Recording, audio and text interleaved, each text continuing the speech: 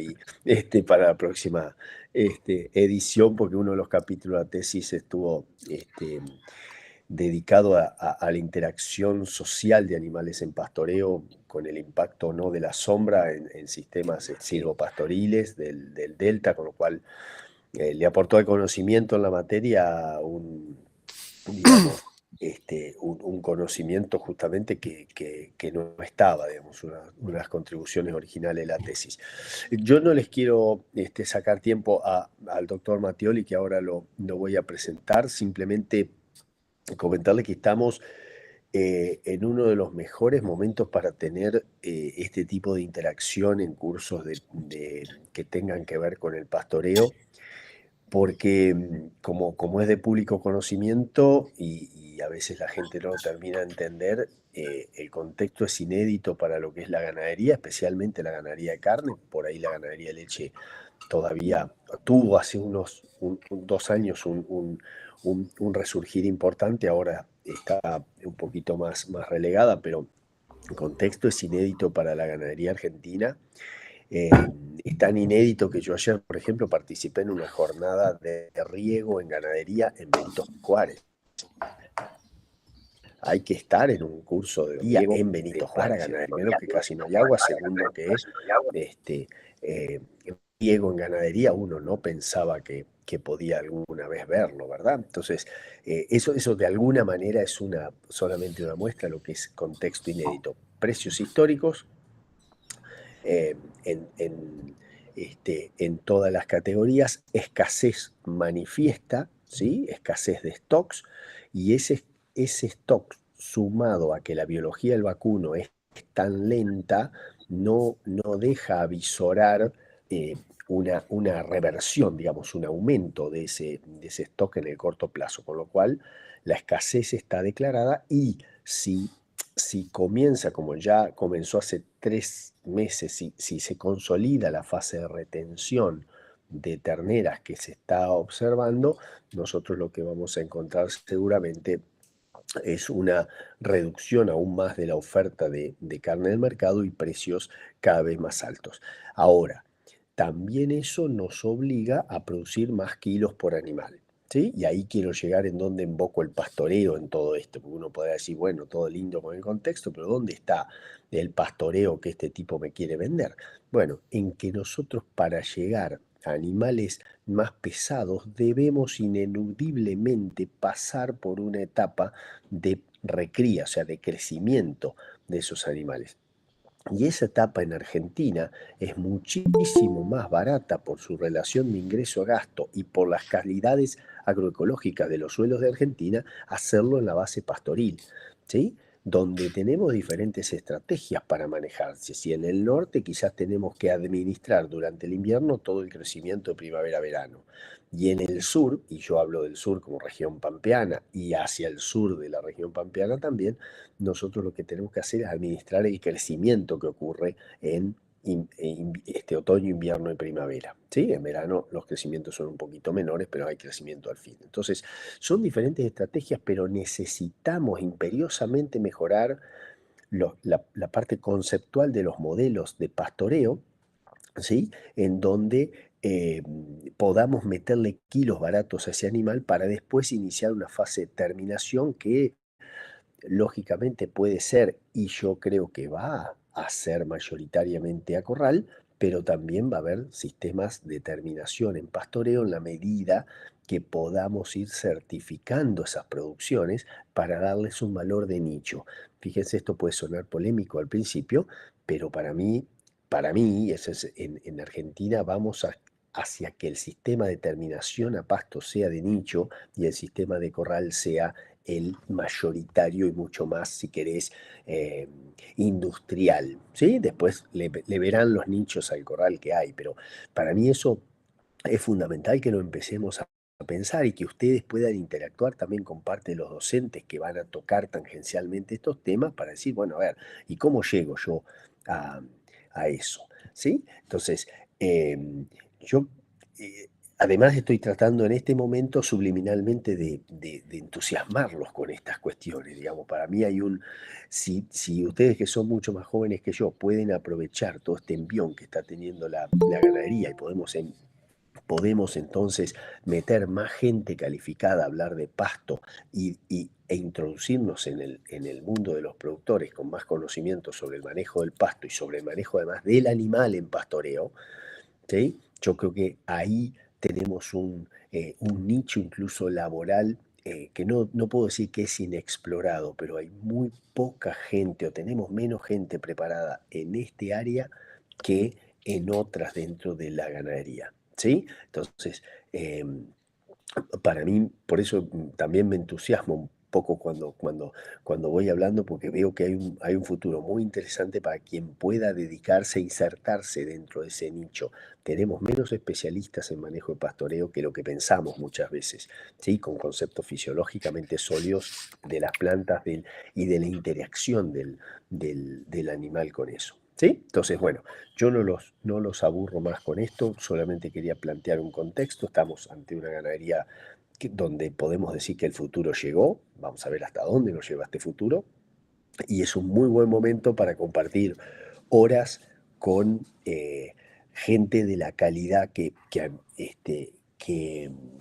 tenemos como docentes. Y este primer docente que tenemos, además de tener una calidad académica superlativa, porque es mi referente en un par de áreas, o sea, no es superlativo porque sea mi referente, es superlativo porque es mi referente y el de un montón de otras personas más, y además es un amigo ya de muchos años donde hemos compartido cursos juntos y jornadas en muchos lugares, es el doctor Guillermo Mattioli.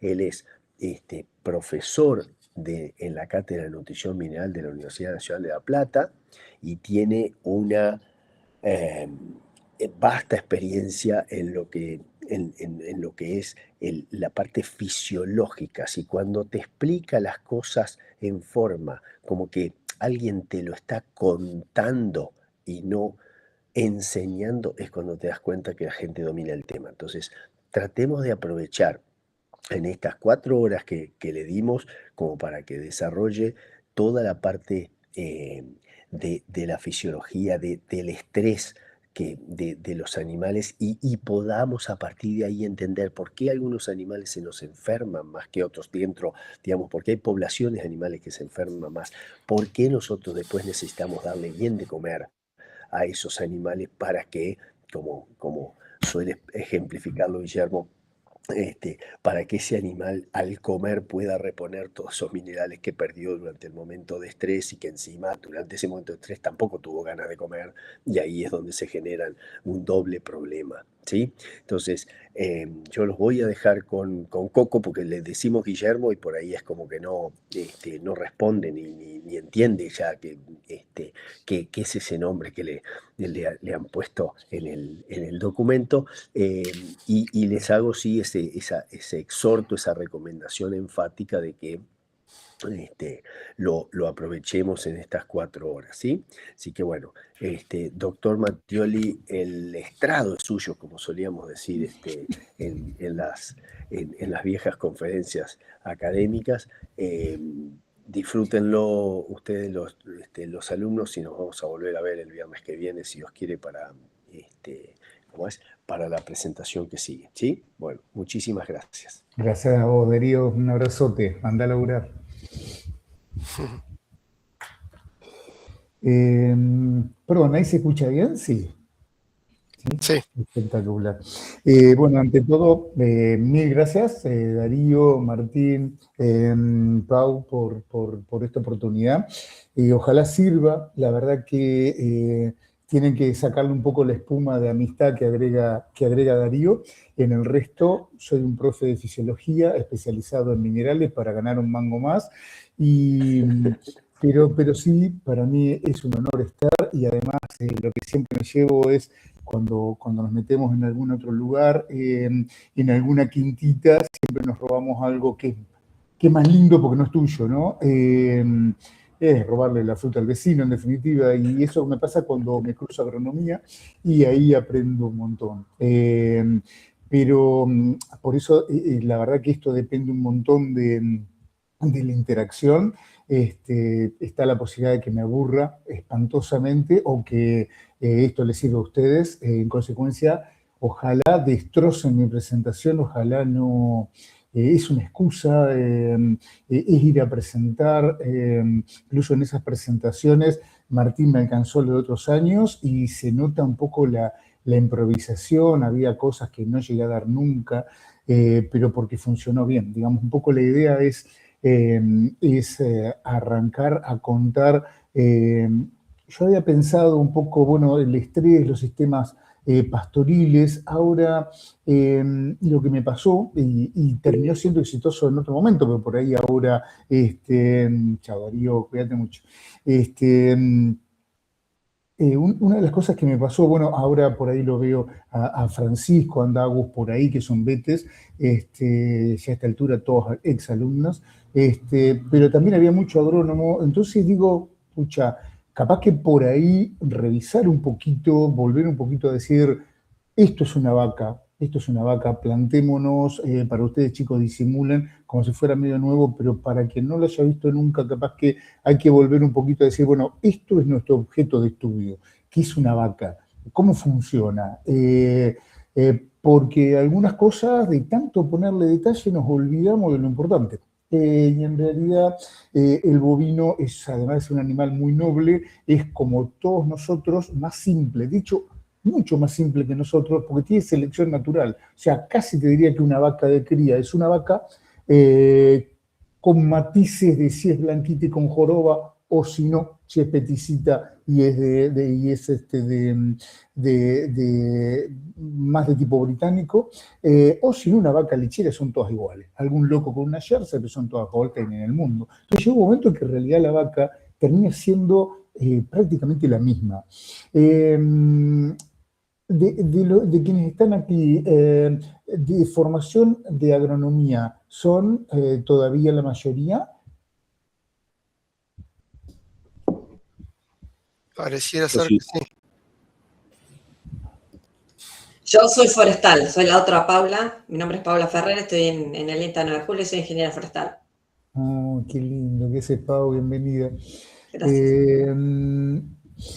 Cualquier cosa ustedes me chiflan, pero yo intento arrancar con esto medio básico y cualquier cosita me dicen, che, Coquito, acelera, porque hay cosas lindas al final también, ¿sí? O hay otras presentaciones que están metidas dentro de mi compu y que si alguien tiene una duda, arrancamos a buscarla, la traemos de alguna otra charla en algún otro momento y lo refrescamos. Pero capaz que un lindo punto de partida podría ser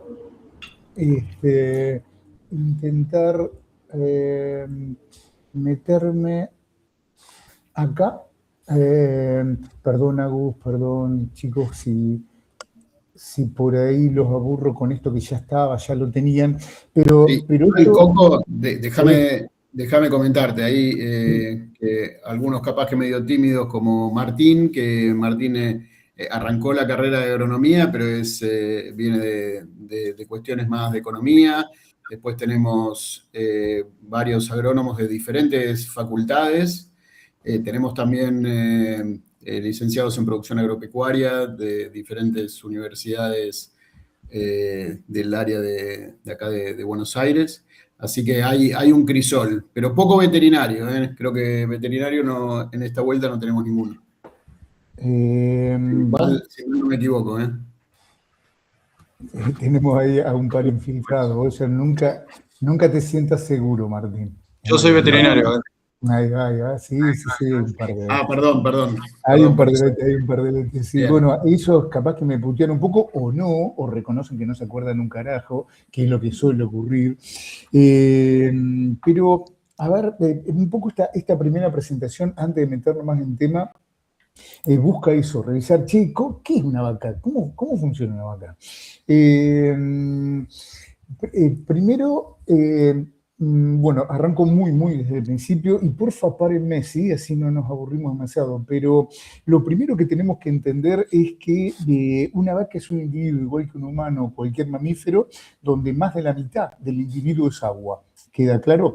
¿Por qué digo esto? Porque esto tiene que ver con nutrición, dice el título, la palabra nutrición, y sin embargo, como el agua no se vende, nadie le presta demasiada atención al agua, lo cual me ha obligado a convertirme en un, capaz que un charlatán, pero un charlatán sobre calidad de agua. Cualquier duda lo podemos charlar después, pero como no se vende, el problema de agua realmente es bastante complicado. Sobre todo teniendo en cuenta que las calidades de agua pueden cambiar en todos lados, pero el animal tiene que tratar de lograr agua limpia, como la que nosotros tenemos en la heladera, agua limpia, agua pura adentro del individuo, entre el 60 y el 70%. Ahora, cuando vos lo mirás en detalle, en realidad la vaca o un humano, sería lo mismo, es un poquito tramposo. En rigor de verdad, todos nosotros venimos de organismos unicelulares, ¿sí? Organismos que, digamos, se valían por sí mismos, como hoy podría ser una bacteria, donde toma la comida del entorno, se la come y larga los productos de desecho también a su medio ambiente. Por el contrario, cuando nosotros nos volvimos multicelulares, pluricelulares, todas esas células se reordenaron, incluso se acomodaron como si fueran grandes especialistas. Una se convirtió en el sistema nervioso, otro en aparato digestivo, otro en aparato respiratorio. Se repartieron las funciones como si en la sociedad fuera, por ejemplo, un neurocirujano pediátrico. Debe haber buenos 10, 15 en el mundo, se juntan, hablan, discuten y hacen maravillas. Pero capaz que ese tipo, esa señora, cuando llega a la casa, es un inútil que no sabe fabricarse su propia comida, ¿sí? Y tiene que llamar al delivery para que le traiga una pizza.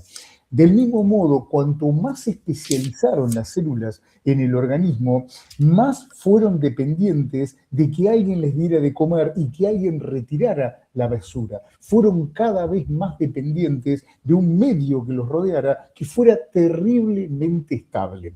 No me bajen la cortina, esto tiene mucho fundamento. ¿A qué me refiero? Que en realidad el organismo está dividido en dos grandes compartimentos. Como veíamos en el anterior, todo lo que es intracelular, completamente diferente del extracelular. Obvio que ordenado, como ven acá, en aparatos o en sistemas, ¿no? Por un lado puede ser un hígado, sistema nervioso, adiposo, lo que sea. Completamente diferentes entre ellos, hacen laburos distintos, pero todos comen lo mismo, quieren el mismo pH, quieren la misma temperatura, quieren la misma presión osmótica, necesitan todos que le saquen la basura a todos, algo así como la sociedad humana, ¿sí? Puede haber especialistas como nosotros sentándonos a estudiar, puede haber señores que se dedican a manejar aviones, otros se dedican a construir casas, pero todos paramos al mediodía a comer, todos necesitamos que pase la basura y que recoja la basura, porque si no, nuestro medio interno, lo que está de la piel hacia adentro, lo que está en nuestra sociedad, eso se empieza a deteriorar, se empieza a acumular basura porque no apareció el basurero, falta un recambio de gases porque no funciona el respiratorio. Entonces, en definitiva, el organismo tiene dos partes. 2/3 donde jamás vamos a entrar, nadie puede curar una neurona, nadie puede curar un hepatocito, pero sí todos podemos tomar contacto con ese medio interno o líquido extracelular que es el que rodea, baña a todos los aparatos y sistemas. La estabilidad de parámetros a ese nivel, o sea, realmente que alguien diga, che, el pH está normal, la temperatura está normal, todos están comiendo, ¿qué les gusta? Glucosa, les gusta todo. Si no hay glucosa, bueno, vamos a buscar otra cosa. Pero ojo con eso, ojo que parece una pavada, pero va a terminar cerca del mediodía siendo muy importante. ¿Qué les gusta comer, muchachos? Y nos gusta comer glucosa todo. Bueno, en algunas ocasiones van a tener que ir a buscar grasa, van a tener que ir a buscar proteínas, ¿sí? Pero ojo con eso, porque cualquiera de ambas que yo les nombre tiene terribles consecuencias fisiopatológicas para ese animal.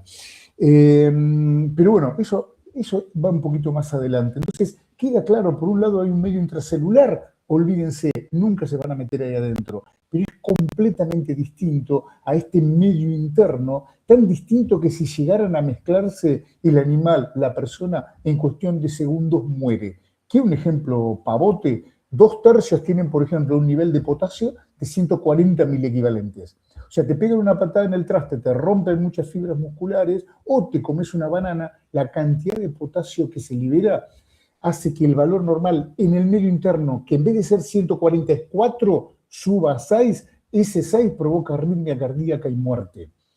¿Por qué si te comes una banana o te pegas un golpe no te morís de un paro cardíaco? Ah, porque acá hay una hormona llamada aldosterona que se encarga de que ese exceso de potasio no llegue a dañar el corazón, ¿sí? Pero es suficiente para matarte. Entonces, digamos, es muy importante separar lo intra de lo extracelular, por eso ese desarrollo de membranas plasmáticas para separarlo y un trabajo brutal para mantener un medio intracelular especializado, diferente, demandante para cada aparato y sistema. Y todo rodeado, como nosotros, mucha pelota que queremos que haya todo, que haya luz, que haya gas, que nos saque la basura, que nos den de comer. ¿Por qué? Porque somos especialistas. Es el premio a habernos vuelto así, medios inútiles para lo básico, es el premio a vivir en sociedad. Del mismo modo se organizó un organismo multicelular y avancemos un poquito más. Cuando hubo que organizarse y formar de una bacteria una vaca, ¿cómo se hizo?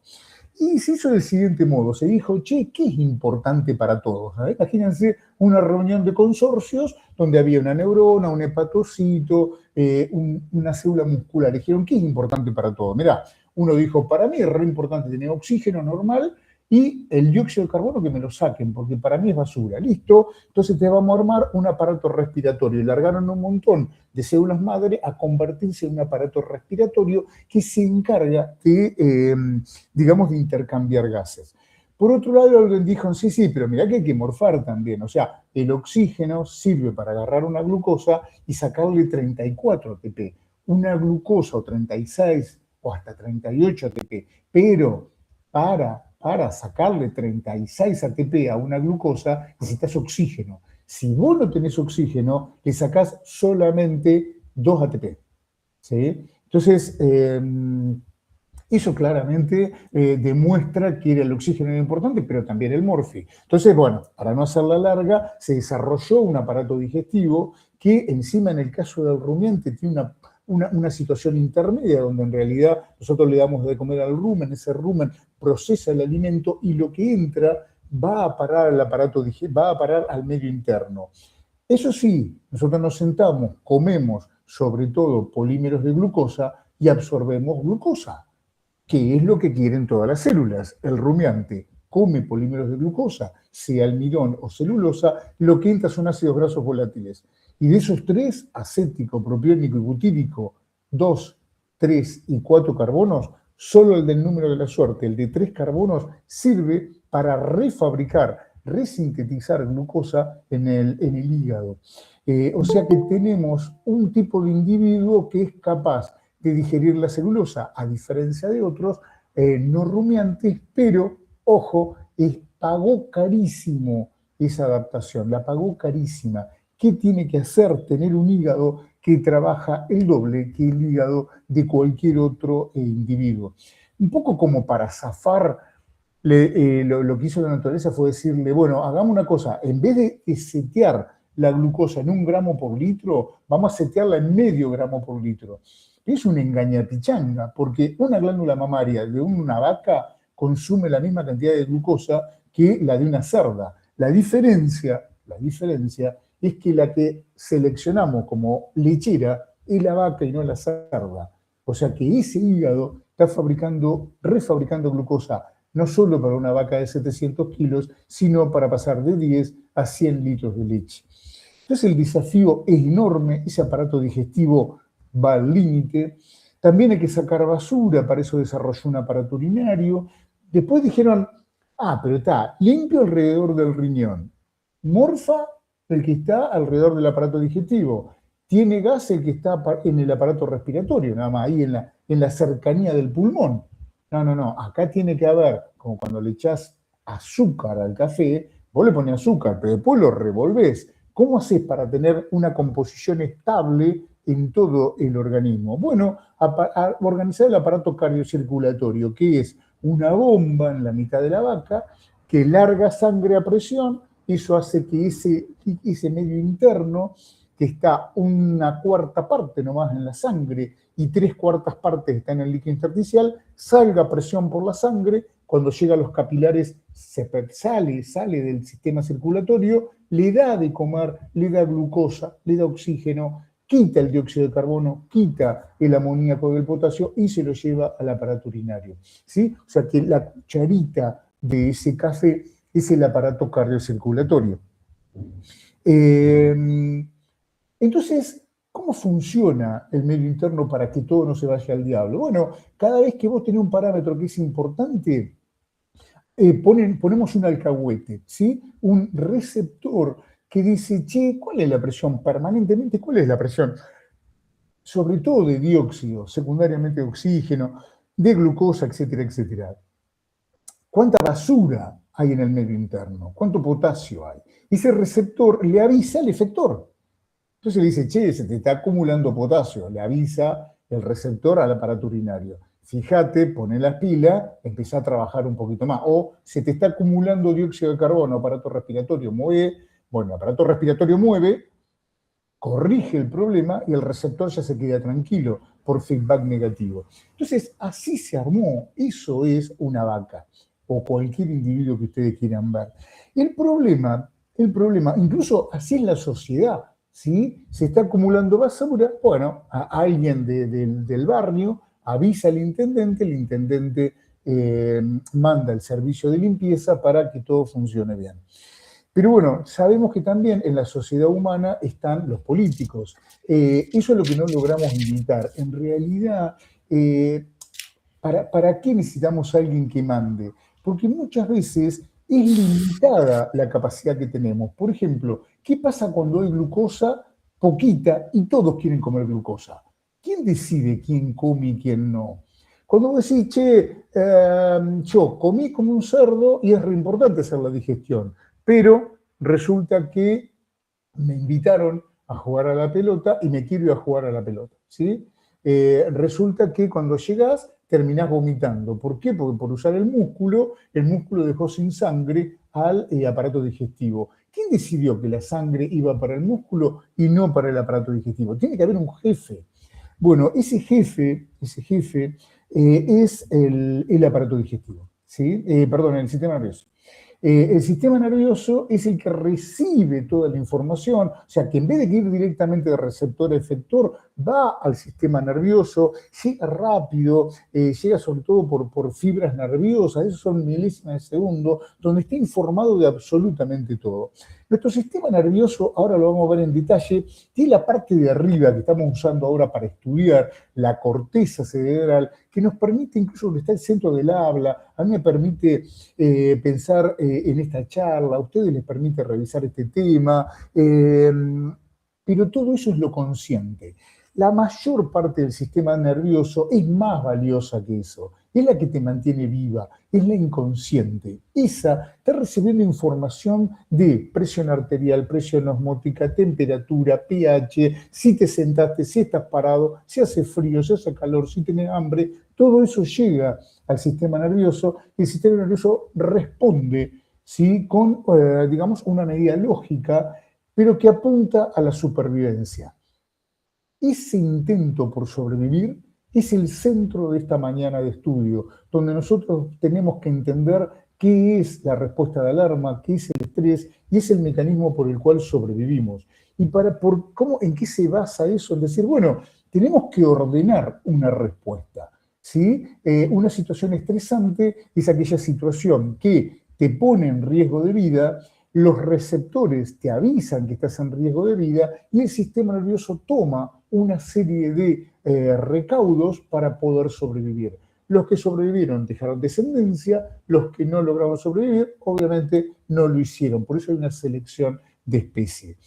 El tema que en esa selección de especies, este sistema nervioso cuando decide quién tiene privilegio, como decíamos, el músculo, porque no es para ir a jugar a la pelota, pero el músculo tiene prioridad cuando hay que salir corriendo, porque si no salís corriendo, un tigre te come, ¿sí? Entonces hay que salir volando.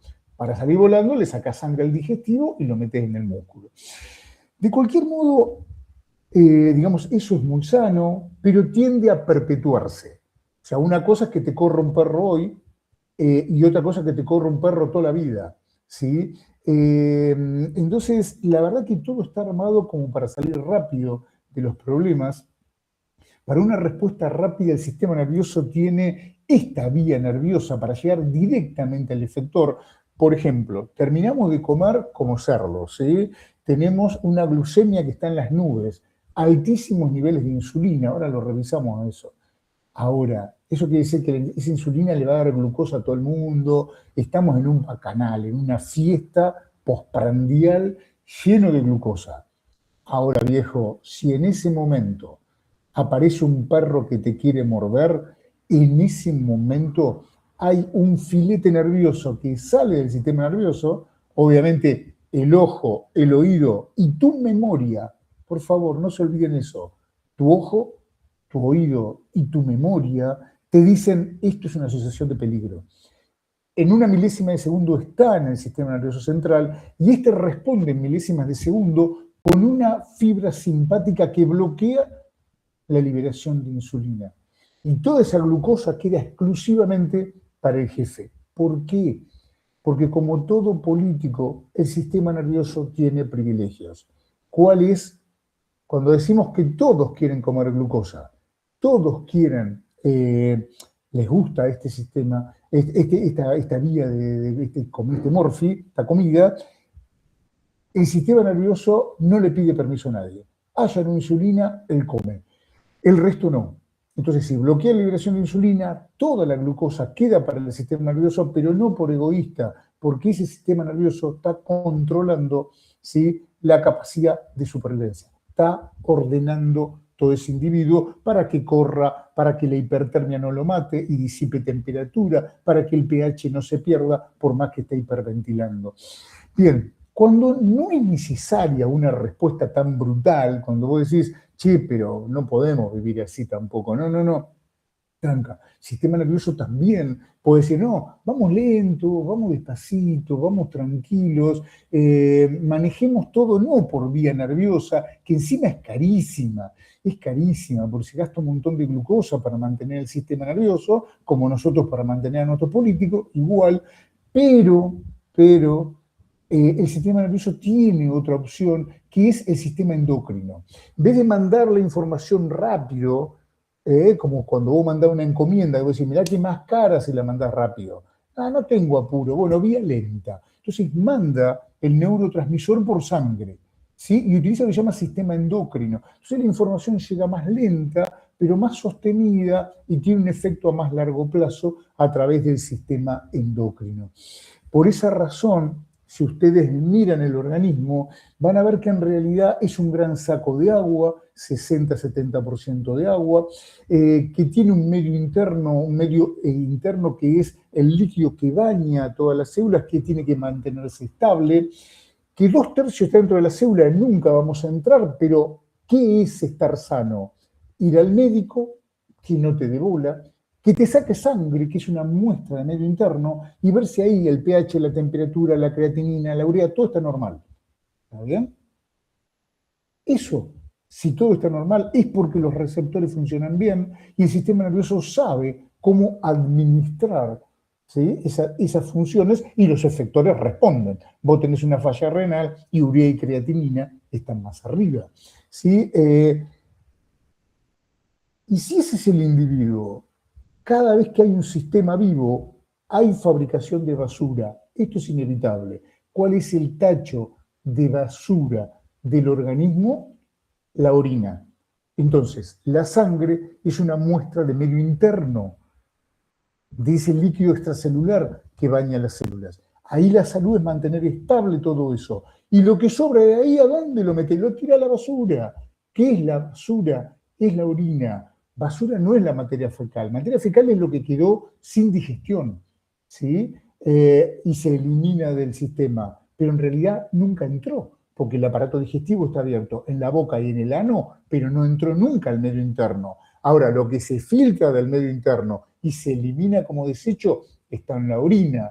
Entonces, cuando vos decís, si yo quiero en una vaca lechera pasarla de la alcalosis a la acidosis, le meto una sal aniónica para acidificar el medio interno. Y vos te quedás mirando a la vaca y vos decís, esta vaca me estará dando bola. Parece medio esotérico eso, es decir, ¿cuánto es el pH normal de la orina de la vaca? 8, 8,5. Bueno, vos le das sales aniónicas y vas a ver que si generaste acidosis metabólica, lo que sobra, que es acidosis, aparece reflejado en la orina. pH va a ser siempre 7,4 en el medio interno, pero esa acidez que vos estás generando está siendo volcada a la orina. ¿Está bien? Por eso los sistemas lecheros en el preparto están sacando orina y midiéndole el pH. Aunque burdo, esto es una primera aproximación de lo que es el organismo. Sistema de MIT no me permite mirarles la cara y no sé si se fueron, si están dormidos o si quieren ajustar algo. ¿Quieren abrir y contarme un poquito cómo vienen? Sí, Coco, está bueno que hagas parar un segundito la pelota como para ver cómo vienen. Bien. Yo lo que quiero es que cualquier duda, cualquier cosita, para algunos esto no es nuevo, pero para muchos, si no tienen formación veterinaria, es probable que sí. ¿Sí? ¿Le meto entonces? ¿Me autorizan para meterle o quieren pasar a temas más aplicados? No, dale nomás. Sí, sí, está muy bueno. Por mi parte es súper interesante. Ajá, bueno. Aliéntenme con eso porque la verdad que al no verle las caras es complicado. Creo que ustedes sí se pueden ver, pero yo no puedo. Bien, avanzando un cachito para que entiendan cómo nosotros cuando un animal no hace lo que nosotros queremos, ¿sí? Es porque hay cosas que no entendemos. ¿Qué cosas no entendemos? Pero esto lo digo nada de bocón nomás, lo digo porque ya estoy viejo y tengo como autorización para hablar al pedo y veo que hay dos cosas que nos olvidamos. Por un lado, los que hacemos bovino nos olvidamos que en realidad dependemos, los que hacemos nutrición, de cómo funciona el ecosistema ruminal. Ese ecosistema ruminal es un sistema vivo. Gente, es un saco que tiene 150 litros de agua, tiene 10 kilos de bacterias, ¿sí? Te regalo los protozoos, tiene 10 kilos de bacterias. Puede tener 4, puede tener 12. Y eso hace que a la vaca llegue 1 o 3 raciones de proteína por día, de proteína de lo más caro de la naturaleza. Pero bueno, llega como proteína bacteriana, pero eso, y le metemos adentro 20 kilos de comida.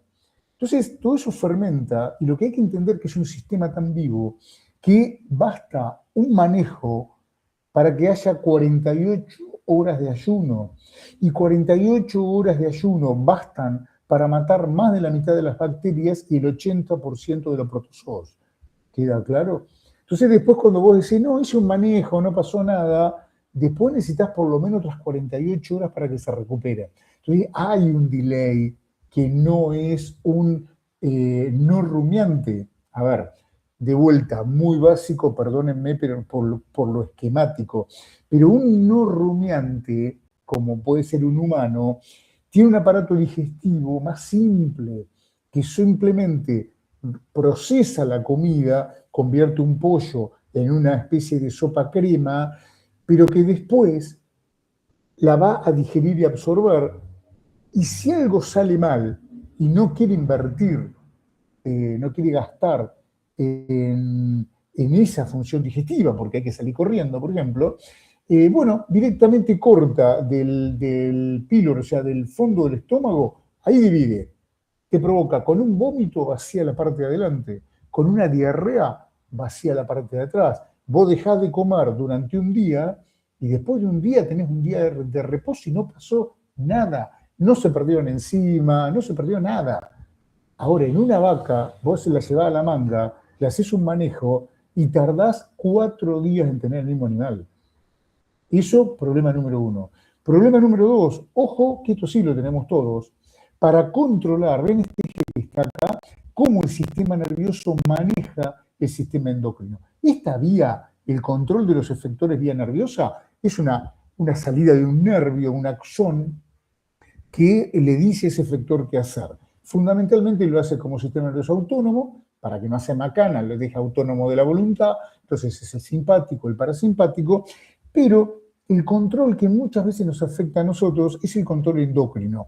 ¿Cómo este sistema controla el sistema endocrino? Lo tiene como si fuera el presidente tiene a el primer ministro, ¿sí? O ministro del Interior, depende del país. El jefe, el presidente se llama hipotálamo. Y ese ministro del Interior atiende, que es el que maneja el sistema endocrino, es lo que está por debajo de ese hipotálamo y se llama adenohipófisis, ¿sí? O se llama hipófisis en realidad, y neuro también. Entonces, la parte del sistema nervioso, el jefe, el presidente, es el hipotálamo. El ministro del Interior, ya fuera del sistema nervioso, en la silla turca, conectado por sangre, está la hipófisis. Esta va a liberar hormonas y va a actuar sobre el efector. No hay efector que no tenga inervación nerviosa, pero es para no gastar tanta plata. Lo manejas tranquilo por vía endocrina. Entonces, ese hipotálamo empieza a controlar diferentes funciones. Y así aparecen, por ejemplo, el hipotálamo puede estimular o inhibir la hormona, la TSH. Esta TSH es la que va a la glándula tiroides y determina la liberación de T3 y T4. En realidad, la que se libera de la hipófisis es la T4, la forma activa es la T3, y cuando cualquier célula adquiere el efecto de su hormona tiroidea, como es lipídica, va a entrar en todas las células, pero ella va a decidir convertir la T4 en T3. Esa enzima, por ejemplo, es dependiente de selenio. Entonces, el organismo arma todo esto, ¿no? Pero ojo, que te está pidiendo que la comida tenga selenio, por ejemplo. Porque si no, un ternerito va a nacer, en el momento de nacer empieza a morirse de frío, activa la grasa parda para producir calor. La activación de grasa parda depende de la conversión en la grasa parda de T4 a T3. Si no hay selenio no ocurre, porque vos te olvidaste de ponerle selenio a la madre y que el selenio aparezca en el calostro. Entonces, ese ternero se muere de frío. Andás el diagnóstico de un ternero muerto de frío. Imagínate, un desastre. Pero el reporte de un montón de muertes neonatales, donde todos los amigos patólogos se vuelven locos, no encuentran un carajo, para cuando alguien sí encuentra algo y se arma una teoría que después te das cuenta que no es real, bueno, resulta que la culpa era nuestra. Nosotros no fuimos capaces de prever este problema. Solo como ejemplo de aplicación. En realidad lo que más le preocupa al organismo, al jefe, es tener morfi, tener comida, ¿sí? Por eso controla la liberación de ACTH. La liberación digamos, de ACTH de la adenohipófisis es lo que permite que la glándula adrenal libere cortisol. Este cortisol es, digamos, la gran herramienta que tiene el organismo para fabricar glucosa. Lamentablemente, lo hace a partir de un sustrato muy particular, que es la proteína. A ver si nos ponemos de acuerdo. Si ustedes se pueden hacer dieta, van a pasar hambre, ¿sí? Cuando el sistema nervioso de ustedes pase hambre, va a decir, sí, bueno, este gordito se puso a hacer dieta, pero yo no puedo funcionar si no tengo azúcar. Entonces, lo que hago es asumir que estoy en una situación de estrés, empezamos a meternos en el tema estrés, pero ¿cuál es el estrés? Que este gordo se dio por hacer dieta, ¿sí? Es más, normalmente, gordo, no preparado, haces deporte, te sentás en un bote y decís, yo, con estos rollos, calculas la cantidad de megacalorías que tenemos en los rollos y calcula que con un bote y un poco de buen tiempo juntás La Plata con la costa de África, ¿no? Más o menos es lo que está calculado por cuando uno está medio pasado de peso. Da tranquilamente para llegar. Sin embargo, a los 2 días de remar, no llegaste ni a Uruguay y te querés matar, tenés alucinaciones y sobre todo te enfermas. ¿Por qué se enfermó ese gordo? Porque se está quedando sin azúcar. Una cosa es tener grasa para quemar y otra es quedarte sin azúcar, ¿sí? Son dos fuentes energéticas. Entonces, cuando el sistema nervioso está por quedarse sin azúcar, mucho antes, cuando vas 300 metros de remar, es más, cuando vos viste el bote, empezás a estresarte y liberás de la corteza adrenal cortisol. Una hormona que tiene una mala prensa terrible. Y lo loco es que el cortisol lo único que hace es habilitar al hígado a que tome un aminoácido y fabrique glucosa a partir de un aminoácido. O sea, no es nada terrible, no te prende fuego nada. El cortisol lo único que hace es eso. El cortisol no es inmunosupresor. ¿Queda claro? No es inmunosupresor. ¿Por qué se enfermó el gordo a los 2 días de remar? Porque hace 2 días, para mantener la glucemia y mantener el sistema nervioso activo, mantener pH, temperatura, etcétera, etcétera, ese cerebro está tomando aminoácidos y los está convirtiendo en azúcar. Y esos aminoácidos vienen de anticuerpos, citoquinas, hormonas, un montón de componentes del sistema inmune. Entonces, a la larga, sí te va a provocar una inmunosupresión, pero solo a la larga, cuando el gordito está remando cerca de Montevideo, queda claro, no tiene nada que ver con ir a la veterinaria, agarrar una dexametasona, ¿sí? E inyectárselo. Ojo que los libros, aún de fisiología, están escritos por algunos desorientados que confundieron estas dos cosas, inyectaron ratas con glucocorticoides y anotaron todo lo que le pasaba a la vaca. Pero ese efecto inmunosupresor que tiene un glucocorticoide no tiene nada que ver con el efecto del cortisol. El cortisol y una dexametasona son casi iguales, pero tiene un efecto distinto. La dexa tiene un efecto inmediato donde para los efectos vasculares de la inflamación, es un terrible antiinflamatorio. Al parar la inflamación, para el dolor, nada que ver con el cortisol. Se llega a entender la diferencia, cómo un cortisol termina siendo inmunosupresor, lo que te pide es tiempo. La idea es que este gordito lo pare un amigo y le diga, no, gordo, dale un poco al gimnasio, un rato, y después volvé y en vez de comerte un lechón entero, te comes una ensalada. Chao. Y ahí este cortisol no tiene por qué lastimar a nadie. También, por supuesto que para nosotros es re importante que el sistema nervioso controle la función reproductiva. Perdón, un segundito porque me está avisando que me estoy quedando sin electricidad. Voy a conectar la compu que me quedó desconectada. Vayan pensando alguna pregunta mientras tanto, si quieren.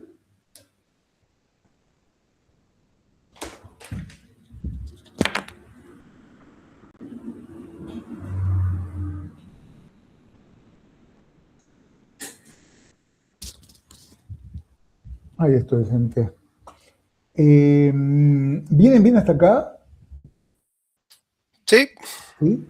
Perfecto. Bien, porque este punto, si bien me avisó la compu que me estaba quedando sin electricidad, este punto es muy importante. Es el hipotálamo, el jefe, el que decide si esa hembrita va a quedar preñada. Y resulta que si no queda preñada, vos no producís leche ni producís carne. ¿Queda claro? Entonces, ¿qué hace el hipotálamo? Libera GnRH, centro tónico, cíclico, bla, bla, bla, para que las gonadotrofinas que salen de la adenohipófisis impacten en el ovario y provocan el ciclo estral. Pero la verdad es que esto que ustedes ven acá, estos dos ejes, están físicamente pegados en el hipotálamo. Eso quiere decir que si se llega a activar este centro este eje del cortisol tiene la capacidad de bloquear este eje que es el reproductivo. ¿Queda claro? De ese modo, el hipotálamo, o sea, un animal que quiere sobrevivir y no quiere arriesgarse a pedir un crédito a 9 meses, porque eso es una gestación, bloquea el eje reproductivo. ¿Queda claro? Entonces, sí, por supuesto, dicen, bueno, pero ¿por qué? ¿Para sobrevivir? ¿Para que haya glucosa para el sistema nervioso? ¿Para que este hipotálamo piense que yo esquivo esta reproducción y listo? Por eso, ojo, que cuando vos agarrás una vaca y le haces un protocolo de inseminación, y al final de esta mañana vamos a explicar un poco más el por qué, uno de los factores que hace que la mayoría de los embriones se te mueran es que esa hembrita no tiene ganas de aguantar una gestación. Entonces vos la obligás a que estas estructuras respondan a una inseminación, pero después te quedas sin sustento hormonal. ¿Sí? ¿Por qué? Y porque este hipotálamo no está convencido, está prefiriendo sobrevivir. Ese creo que es un concepto importante. Hay otras vías importantes como mantener el crecimiento a través de hormona del crecimiento IGF-1, también mantener la lactancia y el instinto materno a través de la prolactina. Pero todo esto depende de que previamente estos dos se hayan puesto de acuerdo. El que tiene que ver con el estrés, el cortisol, y el que tiene que ver con la función reproductiva, que es realmente una exigencia metabólica enorme. Perdón que los meta acá, pero la verdad es que no tengo modo después de explicar qué es el estrés si no entendemos cómo se mueve la energía dentro del organismo. Bueno, y perdón para los chicos que ya lo escucharon en la facu, porque creo que les llené la paciencia con esto, pero creo que es importante. Nosotros pensamos a la vaca como productora de carne o de leche, pero en realidad, como dijimos anteriormente, es manejada por el sistema nervioso central. De hecho, todo ese gobierno que es, esa casa de gobierno que es el cerebro, tiene como oficina del presidente al hipotálamo. Ese sistema nervioso lo único que come es azúcar, lo único que come es glucosa. No habría problema porque, digamos, la glucosa es aportada por la comida. Eso es cierto, celulosa, hemicelulosa, pectina, almidón, son todos polímeros de glucosa, pero se convierten primero en propionato en el rumen y después el propionato es convertido en glucosa. Si algo hace que, digamos, que el animal no coma todo lo que tiene que ganar, guarda el parche porque lo único que tiene el organismo para sobrevivir, la única alacena que tiene, es una estructura que se llama glucógeno, que son un montón de glucosas unidas, ¿sí? Una alacena con glucosa que tiene un grave problema. La glucosa es higroscópica. Entonces, cuando vos la ves adentro del hígado, es como si fuera un moco, ¿sí? Que el moco es pura agua. Entonces, está el moco, está el glucógeno, son polímeros de glucosa, el hígado lo va a mover, pero el glucógeno dura poco tiempo. Pongamos un ejemplo práctico.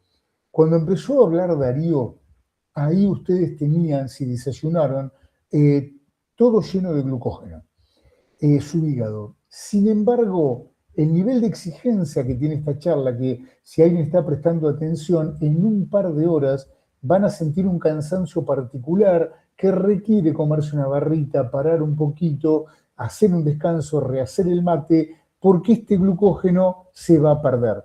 Es poco, es poco. Ahora, piensen en este individuo, en ustedes a las 10 de la mañana o en una vaca que no le alcanza la glucosa. Ojo, porque esta glucosa también, si fuera una vaca lechera, por ejemplo, está perdiendo por leche. ¿Sí?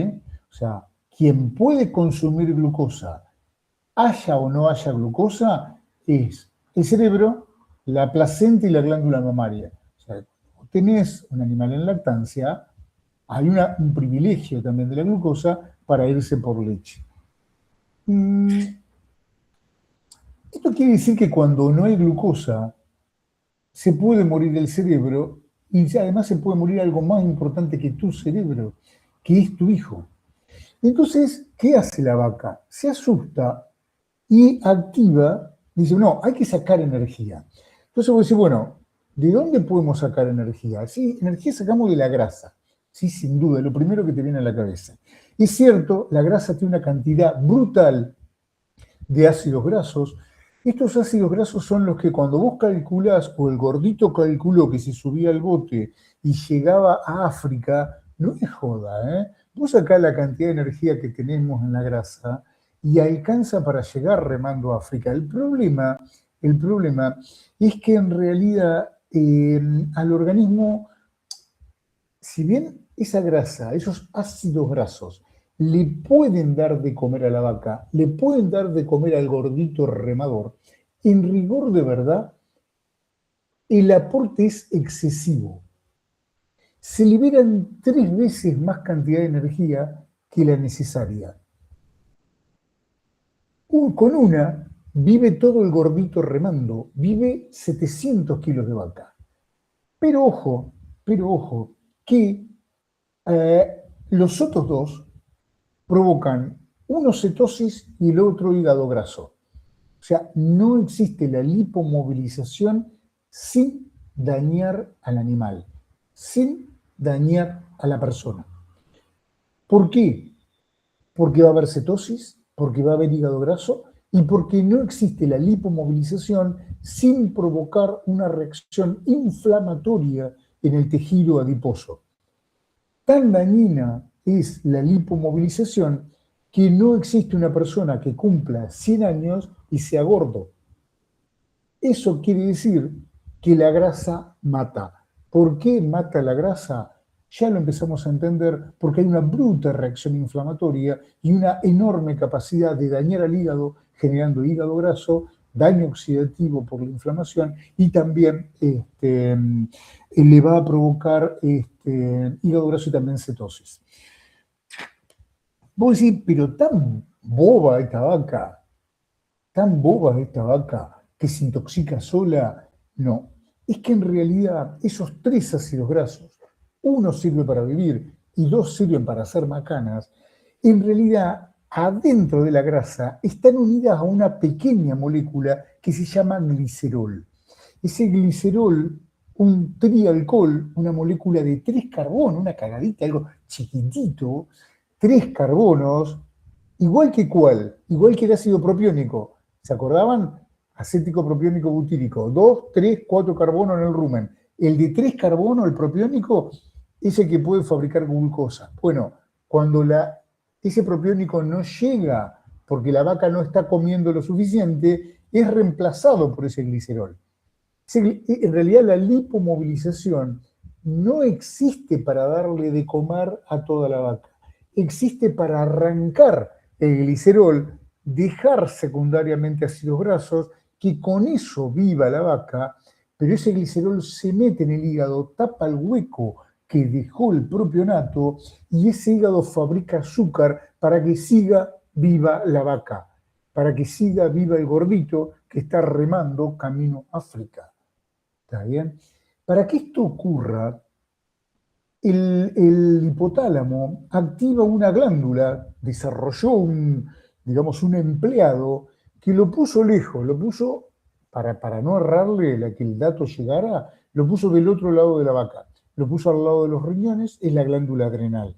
Vía nerviosa, directamente con una vía nerviosa bien rápida, determina la liberación de adrenalina de la médula y la adrenalina es la lipolítica. Pero no se puede sintetizar adrenalina sin sintetizar cortisol. No existe. El último paso en la síntesis de adrenalina es que la corteza esté liberando cortisol. ¿Cómo se libera cortisol? Bueno, este hipotálamo, que vía nerviosa activó la médula, vía endocrina determinó la liberación de ACTH, la ACTH llega a la corteza adrenal, determina la síntesis y liberación de cortisol, y el cortisol permite la síntesis y liberación de adrenalina. ¿Para qué existe el cortisol? Para que cuando ya no tenés azúcar, porque el glucógeno se perdió, Cuando ya la adrenalina movió la grasa, la única que te queda para quemar es la proteína. El cortisol lo único que hace es habilitar al hígado para agarrar aminoácidos que tienen el número de la suerte, 3 carbonos, y los mete a la fabricación de glucosa. ¿Esto es malo? No, no es malo. No es malo si dura un rato. Pero ojo, ojo, el mismo privilegio que tiene el cerebro lo tiene la glándula mamaria. Una vaca lechera pare y en vez de producir los 10 litros límite que produce una vaca de cría, va camino a producir 100 litros de leche. Esos 90 litros extras tienen un 5% de lactosa que viene de 2 glucosas. O sea, es una fuente imparable de captación de glucosa, con lo cual hay una hipoglucemia seguro en la vaca lechera y tarda hasta 60 días en ser reemplazado porque logramos manejarle y tener un balance energético positivo. Son 60 días de cortisol, son 60 días de inmunosupresión. Por eso metritis, mastitis, podermatitis, chau. Pero además, 60 días de quemar grasa que están provocando un impacto brutal sobre el sistema nervioso central, te están cocinando el hígado, están provocando cirrosis no alcohólica en el hígado, están provocando hígado graso, están avisando al sistema nervioso que está todo mal, que hay un proceso inflamatorio brutal en todo el aparato digestivo, en todo el aparato, el sistema graso, que el hipotálamo encima no tiene la más puta idea de dónde viene semejante inflamación. Encima, como está inmunosuprimido, se le inflama también el útero, la teta, y todos le van avisando que es una catástrofe total, y en el momento que está en el peor momento, ahí caemos nosotros con una pajuela a tratar de convencer a ese jefe de que vale la pena quedar preñada, a activar un eje que está bloqueando el otro eje. ¿Sí? No va a ocurrir. No va a ocurrir. Acá no es que se nos mueren la mitad de los embriones, se nos muere el 80% de los embriones. Pero es lógico. Es vaca, pero no es estúpida. Entonces, hablemos un poco del control hormonal. Cuando hay azúcar, lo primero que hace el jefe es encanutarlo. Como todo político, la verdad que al sistema nervioso le importa un carajo el resto de la vaca. ¿Sí? Lo va a encanutar a la glucosa adentro del banco central, que es el hígado. Ahí concentra la glucosa como glucógeno. Y después, como se le sigue acumulando y no sabe qué carajo hacer, el sistema nervioso libera insulina. Una hormona peligrosísima, insulina. Cuando la insulina sale a circulación, lo único que hace es habilitar a toda la vaca a que también coma glucosa. Por eso la insulina es tan poderosa. Vos te llegás a inyectar insulina, inyectás de más, te morís de un shock insulínico. Porque estás habilitando a 700 kilos de vaca o a 80 kilos de persona a comer la glucosa que era única, estaba solamente limitada al sistema nervioso. Entonces la insulina se libera, actúa un rato, pero obviamente la vaca se la come en un ratito. La glucemia baja y la insulina se bloquea. Es más, esa célula beta se puede bloquear antes que caiga la insulina si quiere el hipotálamo. Por ese filete nervioso decía, che, se acabó el bacanal, se acabó la joda. Chao. Total, no hay problema en el resto de la vaca que coma grasa. Chao. Ojo, ese sistema nervioso, además, tiene que compartir con la placenta y con la glándula mamaria. ¿Sí? Entonces, no es que queda limitado solo a sistema nervioso. Cuando no alcanza la comida, se libera glucagón para mover el azúcar. Glucagón bloquea también a la insulina y se quema glucógeno. Listo, la mierda del azúcar. Adrenalina para quemar grasa y cortisol para quemar proteína. No existe ninguna otra molécula que te aporte energía. O es azúcar, para eso quema glucógeno, es grasa, adrenalina, o es proteína y quema cortisol.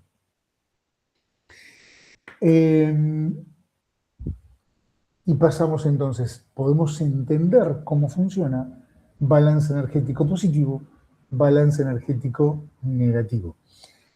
Cuéntenme, ¿hasta acá perdí alguno o vamos todavía? ¿Van bien? Estamos, pero más mareados. A mí una consulta que me queda es si el aumento en la productividad de leche, que bueno, no sé, antes era de 30, ahora está camino a los 100 litros por vaca, si eso repercute en el ciclo productivo total de la vaca, o sea, a lo largo de su ciclo, no sé cuánto es el tiempo de una vaca en ordeña, si eso se puede acortar por ese estrés de producir más leche. Mirá si tendrá influencia que en ese cambio de 30 a 100 litros, el sistema económico cierra, ¿sí? Pero se hace cría, recría de esa vaquillona, la dejas preñada y en promedio en los países de alta producción solo logramos sacar 2 lactancias. Y es muy duro dejarla preñada por segunda vez. Muchas tienen una sola lactancia y después son descartadas. Cuando vos descartás ese animal, la seguís al frigorífico y tiene un hígado como si fuera una vaca de 20 años, no una vaca de 4, 3. Eso, digamos, es un poco la consecuencia de haber acelerado la función metabólica. Lo que vos estás viendo es un individuo, pero no un individuo cualquiera. Acá llegó el momento, cuando hablamos de biología y de producción, de separar los géneros. Macho una cosa, hembra la otra. En la era de la igualdad de género en humano, digamos, es muy importante para los que enseñamos fisiología decir, che, mirá que esto aplica a nosotros. En los animales está completamente separado. Una cosa es el cerebro humano, el cerebro hembra, otra cosa es el cerebro macho. Laburan distintos. Sobre el cerebro hembra, digamos, recae la preservación de especie. ¿Sí? El macho, por ejemplo, produce espermatozoides todos los días, toda la vida. Esa hembra te va a alargar un óvulo y va a sostener una gestación solo cuando está segura de que llega al parto y no se muere de hambre en el medio. Y una vez que parió, y a esto quería llegar, ojo que ya se bancó criarse, recriarse, andar de novio, quedar embarazada, gestar, parir, una vez que tiene el ternero, lo que quiere es darle de comer. Cuando vos le sacás el hijo y lo reemplazás por 10 humanos, lo obligás a producir 10 veces más cantidad de leche. Cuando esa vaca produce 10 veces más cantidad de leche, ella lo que siente es que le está dando de comer al hijo. Peor que eso, lo que siente es que su hijo tiene hambre. ¿Queda claro? Alguien puede imaginar, sobre todo si es papá, ¿puede imaginar lo que es ver que tu hijo está pasando hambre?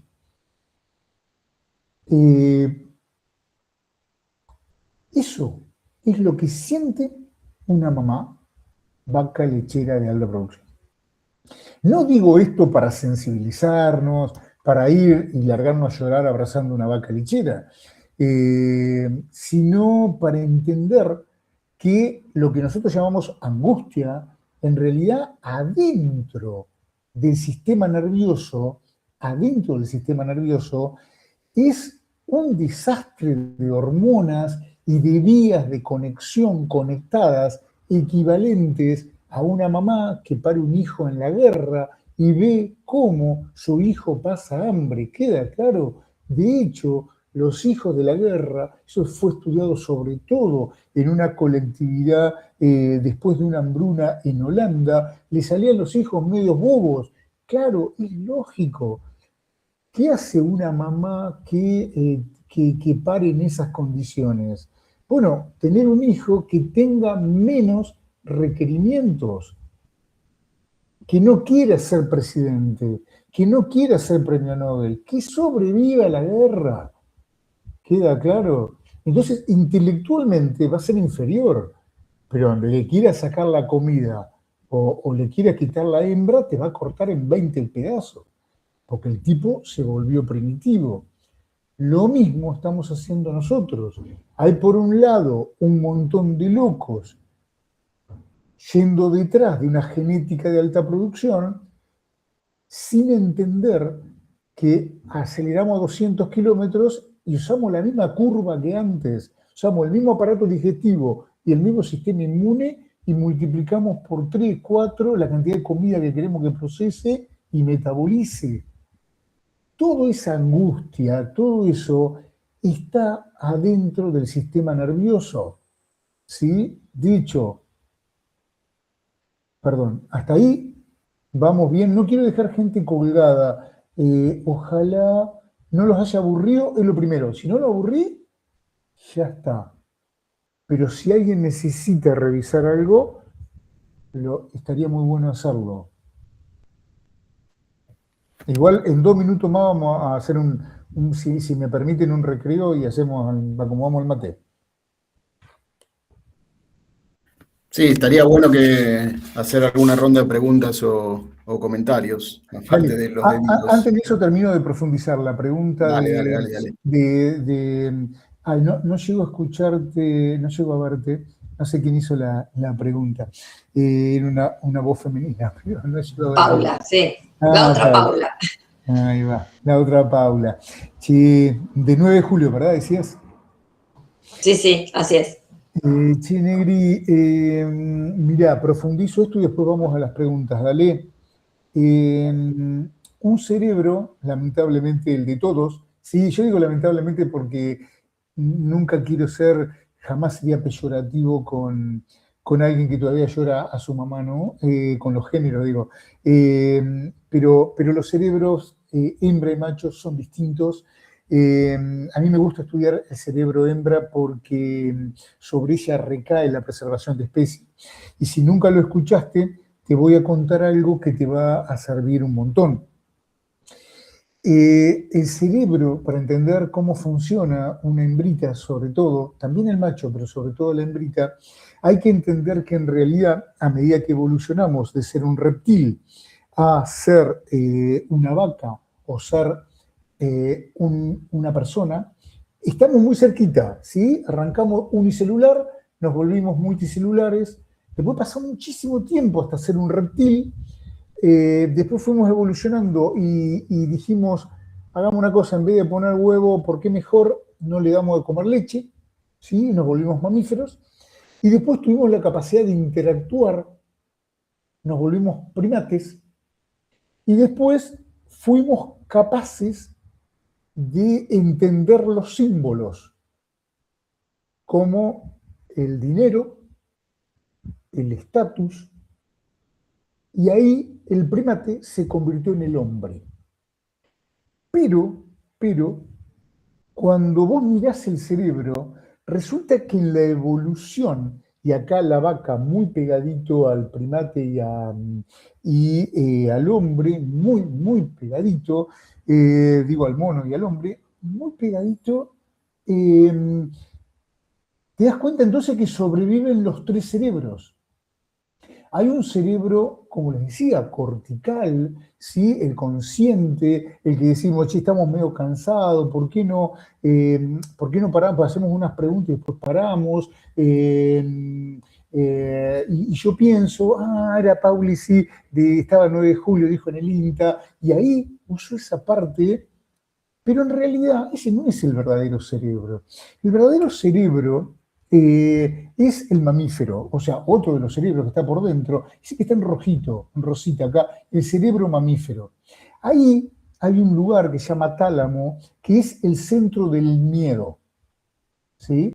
Ese tálamo, o centro del miedo, está incluso al lado, es al lugar al cual llega también todas las sensaciones dolorosas, ¿sí?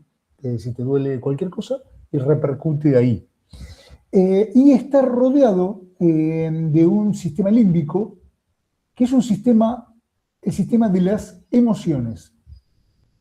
¿Por qué te digo todo esto? Para que sepas que acá, en el medio, está el hipotálamo. O sea, el hipotálamo está metido donde está el centro del dolor, el centro del miedo, alrededor del centro de las emociones y el centro del buen humor, que es un centro chiquitito que está acá, que se llama hipocampo.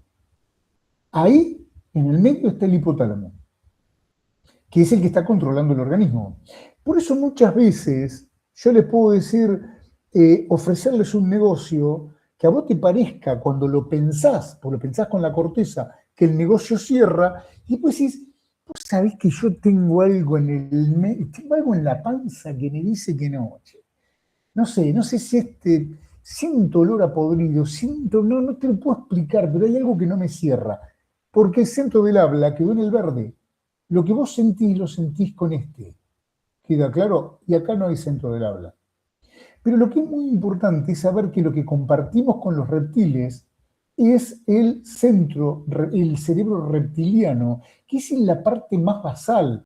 Si vos tenés un accidente y se te corta acá, sobre todo arriba del hipotálamo, el cerebro, vas a seguir vivo, vas a ser un vegetal, pero vas a seguir vivo. ¿Por qué? Porque se va a mantener el medio interno del animal, incluso si generás estímulos, cuando se hace fisioterapia, haces estímulos que impliquen estrés, estimulás el tálamo, por ejemplo, y el animal responde como si tenga dolor en alguna parte. ¿Por qué? Porque está vivo el cerebro reptiliano. El cerebro reptiliano es en el que queda retenido todas las experiencias traumáticas, además de otras 1000 cosas, ¿sí? La coordinación para escaparte, lo que tiene Messi, a diferencia de nosotros, esa propiocepción tan increíble, también está en este cerebelo, por ejemplo. Pero todo esto, tronco encefálico y cerebelo, es cerebro reptiliano. ¿Qué es ese cerebro donde queda la memoria de todo aquello que nos hizo mal? Por ejemplo, pasaste un lugar por un bosque que en vez de ser un bosque alto era un bosque bajito, ¿sí? Salió un perro y te mordió.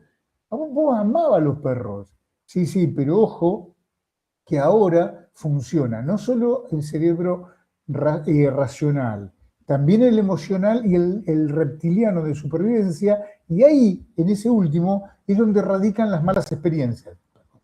Entonces, esa mala experiencia, por ejemplo, bosque bajo, sale un perro y te muerde. Vos querías a los perros, pero de acá en más quedaste, ya no te gustan tanto, ¿sí?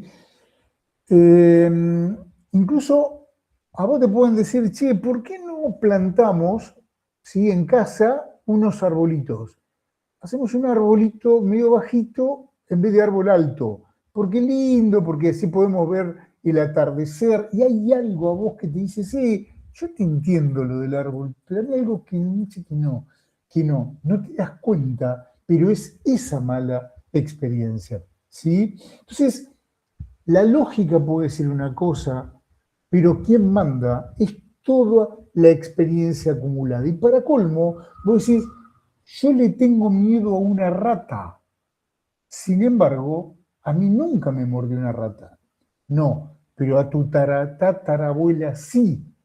Resulta que cada vez que aparece algo traumático, a la genética se la altera de modo tal de dejar memoria epigenética. Es a los genes, se los tapa para que muchos no se expresen, para que otros se sobreexpresen, cuando tienen que ver con supervivencia. Y eso se transmite a la descendencia. Por eso no es que si los hijos de la guerra tienen menor capacidad cognitiva, vos le des de comer a los 20 años y a los 30 sean normales. No. Se van a morir con menor capacidad, van a tener hijos y nietos con menor capacidad, hasta que se vaya perdiendo esa epigenética. O sea, esas malas maniobras, piensen ahora en todo lo que implica el estrés, y ahora agrego al estrés la verdadera connotación que tiene, es que el estrés va a provocar una marca indeleble en nuestro cerebro que nos va a condicionar emocionalmente y va a hacer que todo lo que parezca racional esté teñido de esa experiencia que por ahí no es nuestra, es de nuestra bisabuela, y está ahí para aprender a sobrevivir. Por eso cuando una vaca, así, mira, vos tenés una capacidad limitada, una cantidad limitada de glucosa, tenés 3 alcancías.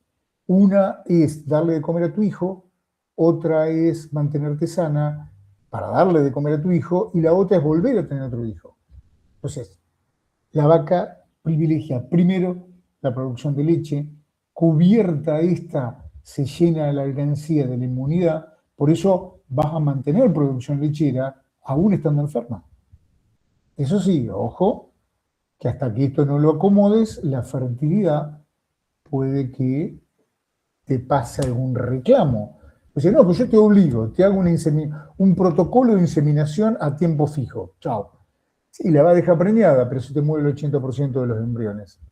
¿Sí? Bien. Entonces, esto ya para terminar y pasamos a las preguntas. Teníamos una vaca primitiva, a ustedes que les gustan los sistemas pastoriles, que comían pasto. ¿Sí? ¿Cómo estaban? Flaca, como una flauta. Tenían un hijo cada 4 años, si tenían suerte. ¿Cómo vivían? Comiendo poco, poca insulina, y normalmente por ahí un poquito de adrenalina y cortisol para sobrevivir. Ahora cambió por completo la vaca actual. No hubo tiempo de acomodarnos a un cambio. Una cosa es el estrés de producción o el estrés térmico, por ejemplo, que tiene cientos de miles de años, entonces hace calor, te baja los genes del shock térmico y chao, se acabó. Hay adaptación al estrés térmico, pero no hay adaptación a la producción. Entonces la vaca se come de lleno semejante golpazo y vive con bajos niveles de insulina, refractariedad a la insulina, lo cual termina haciendo que esos niveles de insulina suban después finalmente, hiperglucemia, mucha adrenalina y mucho cortisol. Entonces cuando vos comparás las dos, no se llega a adaptar y aparecen desórdenes metabólicos de todo tipo. ¿Sí? Entonces nosotros nos toca convivir, sobre todo en lechería, con todos estos problemas que vos decís, pero ¿cómo convenzo a esta vaca de que vuelva a quedar preñada si se está volviendo loca? Además no tuvo tiempo, no tiene genes, sí tiene un sistema nervioso que hace ahora ya generaciones, le está avisando que está todo medio mal. Entonces, yo creo que lo más importante de esta organización funcional para pasar a las preguntas es entender que lo que debemos asegurar siempre es que ese saco de agua necesita agua limpia, que todo se basa en un control central, el jefe mantiene las funciones normales del medio interno, trabajando con receptores de un lado, efectores del otro. Esos efectores se controlan por vía nerviosa a partir del sistema nervioso autónomo y colabora el endocrino. ¿Sí? Ese sistema nervioso, depende de glucosa. Solo lo podría compartir sin depender de insulina con placenta y con glándula mamaria. Nada más. ¿Sí? Y no se olviden que cualquier cosa que salga mal se los va a reclamar.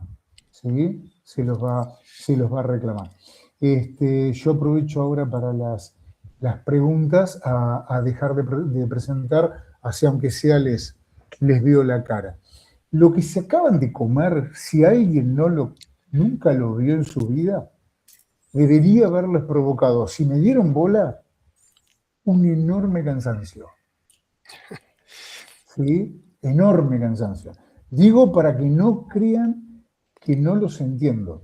¿Sí? O sea, si ustedes me agarran y me enseñan los conceptos básicos de fisiología agronómica en 1 hora, y yo el pedo que me agarro, creo que a esta altura no sabría ni qué hacer. ¿Por qué? Y porque es un sistema dinámico, es complejo, estoy seguro que para Agus y para los betes hasta les sirvió revisarlo. ¿Sí? Hablamos de revisarlo, ni te digo si alguien lo vio por primera vez. A esta altura puede que tengan un lío importante. Obviamente esta presentación va, los chicos se los van a pasar, queda grabada, revísenlo, por ahí le pongo un poco de dinamismo para que no se duerman y para avanzar después. Pero bueno, yo creo que como punto de partida, si quieren saber qué es el estrés, qué tiene que ver el sistema pastoril, no pastoril, etcétera, etcétera, y dónde pega, lo necesitaban. Ojalá no me haya equivocado. Y usted me tiene que decir, porque para el siguiente curso decido si lo doy o no. ¿Está? Sí, Martín, me arranca vos. Bueno, Coco, interesantísimo. Un comentario muy rápido y una consulta. Primero, sí es espectacular poder ver lo que uno más o menos conoce de operar con la vaca, y hablar del estrés, a entender cómo funciona eso específicamente por dentro. La consulta que te hago es la siguiente. Mencionaste 2 veces, pero muy rápido, la importancia de la ingesta de agua limpia, cosa que en el campo muchas veces no le damos bola. ¿Me ayudas a entender justamente qué impacto puede tener el agua no limpia y qué calificás como agua no limpia? ¿En qué momento decís, che, si le das de tomar esto al animal, estás generando este problemón que no te das cuenta porque de afuera uno piensa que la vaca va, toma de un arroyo espantoso o la bebida es un horror y como es animal le da exactamente lo mismo? Bien. La pregunta es buenísima. A ver si te la puedo resumir, Martín, y no aburrirte. Como nadie vende agua, vamos a ser corto y claro, ¿sí? La calidad de agua que quiere una vaca es igual a la calidad de agua que quiere un humano. O sea, vos te tenés que tomar el agua de la vaca y te tiene que resultar agradable. Eso quiere decir que cuanto menos minerales, y ni te digo bacterias, cianobacteria, olor a podrido, que tu compañero haya defecado dentro del agua y vos te la estás tomando al costado. Y la calidad de agua que quiere una vaca, vos abrís la heladera de tu casa. Ahora en el recreo, cuando vayan a hacerse un mate, abran la heladera y miren adentro. Vas a ver una cosa, Martín. Yo tenía agua limpia, ¿sí? Y al lado algo salado. ¿Por qué? Porque vos para retener 1 litro de agua dentro de tu cuerpo necesitas 1 litro de agua y 9 gramos de cloruro de sodio. Ojo, lo vamos a revisar en un ratito. 1 litro de agua con 9 gramos de cloruro de sodio. Si no, el agua no se retiene. ¿Queda claro? Entonces vos controlás, por ejemplo, vos decís, yo tengo 10 litros de agua dentro. Bueno, vos tenés 10 litros de agua y 90 gramos de cloruro de sodio. ¿Queda claro? Si a vos te falta agua, ¿cómo lo compensás? Con sed y con hormona antidiurética. O sea, vas a tomar agua y no vas a hacer pis para no perder agua.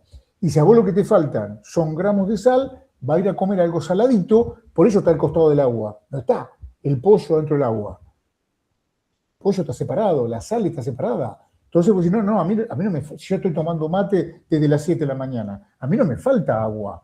A mí lo que me falta es sal. Entonces, por eso cuando terminás de toda una mañana, no encarás el postre. ¿Qué encarás? No, estás encarando lo saladito. ¿Por qué? Porque está faltando el sodio. Eso es hambre de sal, que es dirigida al sodio únicamente, el único mineral que tiene, y aldosterona para no perder el sodio. ¿Sí? Entonces, esa es la calidad de agua. ¿Qué consecuencia podés tener? Corto y claro. En la medida en que vos no respetes esa calidad, tenés 2 problemas. Si empieza a tener sodio, esto lo dijo Sor Juana Inés de la Cruz, fue la primera que dijo, la misma que hacía los poemas, Sor Juana dijo, ciertas cosas son como la sal, cuando te falta la necesitas, pero cuando es en excesivo te ofende. ¿Sí? La sal sirve como apetito dirigido, pero también sirve para provocar rechazo. ¿Queda claro? ¿Por qué? Porque no te puede pasar. Porque si vos decís, pero a mí me gusta la sal, entonces eso es como, no hay más, está el concepto del consumo de sal, culpa de 2 o 3 tías gordas, está totalmente alterado y el mundo vive con carencia de sodio porque no hay libre consumo de la sal. La sal debe ser consumida en la medida en que vos lo necesites. El tema es que, por ejemplo, te traen un jamón pata negra y vos te pones a comer porque es rico el jamón. Adentro del jamón entró la sal. ¿Sí? Entonces, ¿cómo lo compensás? Metiendo más cantidad de agua. Después te queda exceso de sal y exceso de agua. Eso puede elevar mucho la presión arterial y lastimarte los vasos. Por eso lo largás por orina, que es el tacho de basura de lo que a vos te sobra. Pero, cuando vos vas a un campo y tenés exceso de sal en el agua, en realidad ese sodio ya empieza a actuar como limitante, porque el individuo necesita el agua pero sin querer está incorporando el sodio. Va a llegar un momento en que se lo va a bancar y en otro momento el sodio va a subir y va a decir, che, no, ¿sabés qué? A ver, ¿de qué muere un náufrago?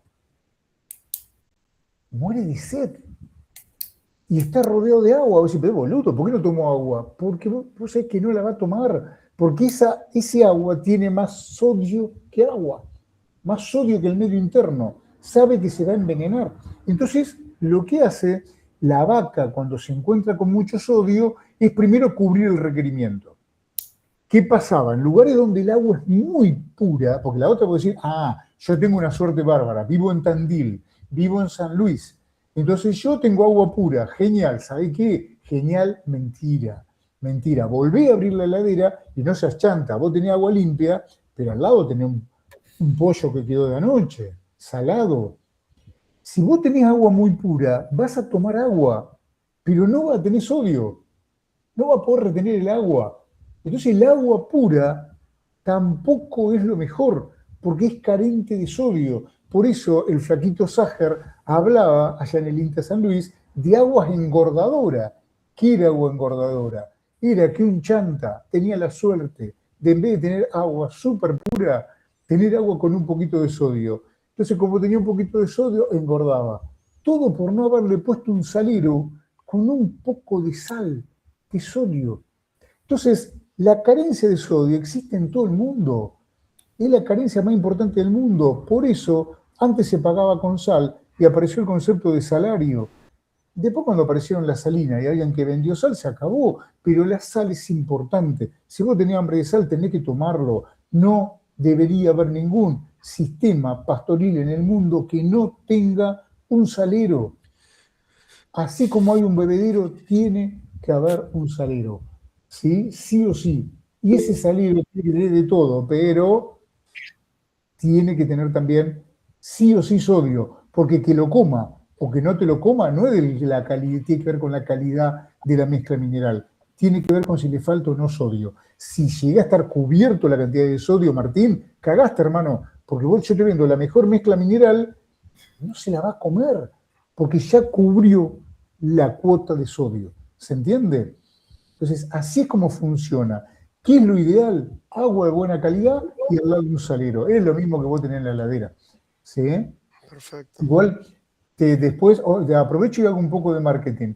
Yo ahora soy profe, gracias a Dios, también en Tandil, y empezamos a dar posgrados. Y uno de los posgrados que vamos a dar, cortito, un día y medio, vamos a estar hablando de calidad de agua. Así que a través de los chicos les va a llegar por ahí la oportunidad de participar, ¿sí? Digo para no ser tan rápido y tomarnos tiempo. Andrés, ahí tenías una consultita. Sí, ya que estamos hablando de agua, ¿qué pasa con el agua que tiene muchos sulfatos? Pues yo Bien. estoy en una región del sur de Córdoba que ¿Dónde estás, las aguas Andrés? tienen mucho sulfato y lo ves en el pelo del animal y son agua al revés, poco engordadoras. Sí. ¿En qué lugar estás, che? Cerca de Río Cuarto, Ah, al sur de Villa María, cerca de La Carlota. bien. Sí, para colmo tenías hasta cuenca salada, cuenca Claro. lechera. Y tengo, claro, y Este, tengo dos campos en el caso nuestro, uno que tiene un surgente, que el agua es muy buena, las vacas están espectaculares, los terneros espectaculares, y otro que el agua es muy mala y pasa todo lo contrario. dale, cualquier cosita yo después te voy a dejar mi celu y me consulté, me mandás y yo te reviso algún agua que tenga ahí.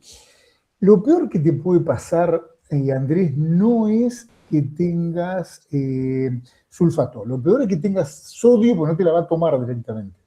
Cuando vos tenés mucho sulfato, hay dos cosas. Por un lado, el sulfato en lo organoléptico no es lo mejor del mundo. Tiene un gusto amargo y medio chotón, ¿sí? Y en eso no te puedo ayudar, Andrés. O sea, cuando vos, si la limitante del consumo es porque vos tenés 2 gramos, 1,5 gramos de sulfato y eso le da gusto amargo, pegale una tomala. Si tiene gusto muy amargo, es muy fea, posiblemente la vaca tome menos. Si la vaca toma menos, el consumo voluntario de alimento también es menor, por lo que charlábamos anteriormente. Pero Pero es muy, pero muy probable, Andy, que vos lo único que estés teniendo es un sulfato que convertido en sulfuro a nivel ruminal esté bloqueando la disponibilidad de cobre y de selenio. Eso creo que Porque la única que te queda es que te provoque polioencefalomalacia. Y ahí salían los diarios. O sea, no es que no te va a dar cuenta, es arma un quilombo, un cuadro neurológico horrible. Y la tercera, si vos no llegaste a eso, lo que podés estar teniendo son carencias secundarias de cobre y de selenio. Tranquilo, tranquilo, lo que tenés que hacer es siempre poner buen agua, buena sal. Si estás en lechería, mete una mezcla mineral en la comida. Aunque vos hayas metido la mezcla mineral en la comida, es mala praxis no poner un salero. Siempre. Porque vos le vas a dar cobre, zinc, selenio, manganeso, yodo, le va a dar todo en la mezcla mineral de la comida. Pero vos no sabés cuánto sodio tenés.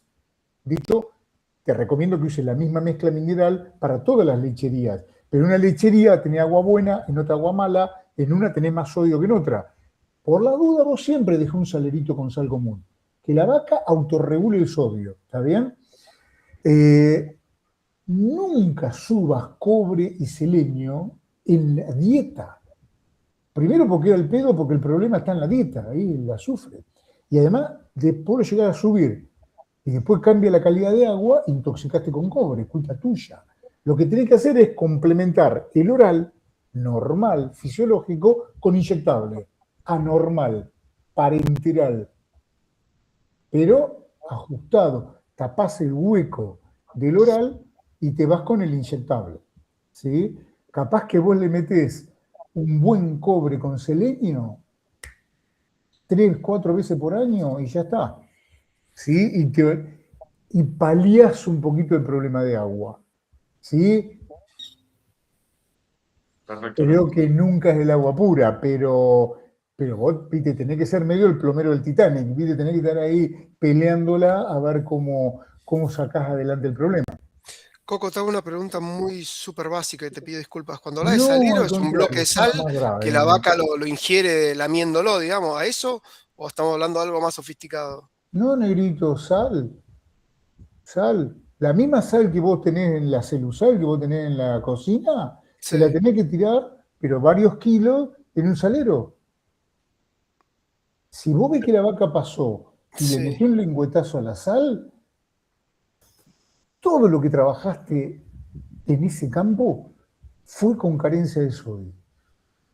Y prepárate a tener mejores resultados de ahí en más. O sea, Pero prepárate a asumir que... físicamente, y de nuevo, mil disculpas a todo el resto, estoy No, seguro que lo hombre, saben. Eso que decís, es como una especie de bebida, la que pongo al lado de la bebida, agua diluida, con mucha sal diluida, para que la vaca vaya. Yo en general lo único que conocía era el bloque de sal, que la vaca iba y no, la mía, no, digamos. el bloque de sal no te sirve. Es Ok, como que vos tengas, que yo estoy hablando de gramos, Martín. Es que, ok. negrito, yo te agradezco mucho la pregunta porque Sí, no por hay ahí nada soy de el único que aprender tengo la más que duda, lo... por eso digo, le pido disculpas a No, todo el resto, no, pero no, no, no. nunca Es que la suplementé semana así. que viene arranco un curso de mineral y también en Tandil. Y esta es central. La pregunta que vos hiciste es central, porque es el modo de llegar con los minerales a la vaca. Cuando vos hablas de gramos, que eso es un macromineral, y después los mates lo que sigue, vamos a hablar de macrominerales un rato. Ujú, Los macros son gramos por día. Los miligramos son los de los microminerales, ujú. cobre, zinc. Cuando vos necesitas microminerales, yo te lo puedo dar en un chupetín que tenga cobre, selenio, manganeso. Cuando vos necesitas gramos, tenés que pegarle un lengüetazo o un mordiscón. Vos le podés dar un lengüetazo a lo que está suelto, un lengüetazo a una jarra de pochoclo, ¿sí? O te mojás la mano, metés la mano en los pochoclos y sacás mucho más. ¿Por qué? Porque se te pegan. Bueno, la lengua de la vaca funciona igual. Nunca des bloques, nunca des bloque. ¿Por qué? Porque el bloque lo chupás y saca una cantidad insignificante. El bloque está totalmente perimido. Es un lavaconciencia de aquellos que quieren meter. Ojo que voy a agarrar un amigo. Ojalá todos me sientan como un amigo. un humilísimo profesor, ¿sí? De la Facu que no logró ser vete de campo, que era lo que yo quería. No lo logré, por eso de ahí el respeto que tengo por todos ustedes. Pero desde ahí, dicho con la mayor humildad posible, se hizo todo tan mal hasta hoy, que si no soy enfático, si no soy medio duro, no queda claro. Y después aparece, o nosotros mismos, los amigos que tengo yo estoy asesorando cómo armar bloques de sal. Digo, boludo, dejate joder con los bloques de sal. Si vos sabés por qué, pero excelentes alumnos míos siguen vendiendo bloques. ¿Por qué? Porque se los piden. Bueno, eso es lo que tenemos que cambiar. El problema del bloque es como que vos, cagado de hambre, Martín, cuando llega el mediodía, yo te saque el hambre con un chupetín. Vos tenés carencia de energía, bien diagnóstico. Te doy puro azúcar, bien el diagnóstico, pero te lo doy con un chupetín, ¿no? Te va a acalambrar chupando. Vos lo que querés meterle la boca, querés meterle diente. Los macrominerales van con diente. Entonces, todas las bebidas es mala praxis que al costado no tenga en el callejón de la vaca, levantá un medio tambor con techito si podés, un medio tambor con cloruro de sodio. Hagan la prueba. Si la vaca paró y comió, agárrate porque tuviste capaz que décadas animales con carencia de sodio. Y eso, andá a buscarlo al tacho, porque es un litro de leche. También es probable que te aumente un poco el consumo de comida también. Déjame hacer una encuesta rapidísima. Che, de los que están acá, ¿quién tiene ese tambor al costado con el sodio? Yo tengo un salero gigante, Martín. Qué grande.